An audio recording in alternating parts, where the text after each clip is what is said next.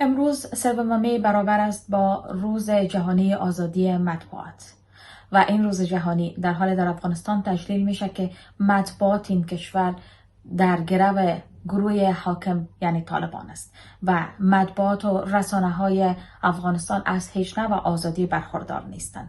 در کنار مطبوعات، شهروندان، فعالین و خبرنگاران، کسانی که خواستند صدای حق و آزادی و عدالت خواهی باشند، متاسفانه در زندان ها شکنجه میشن و محبوس هستند. با امیده که این روز را به گونه واقعیش در افغانستان و کشورهای همچون افغانستان تجلیل بکنیم.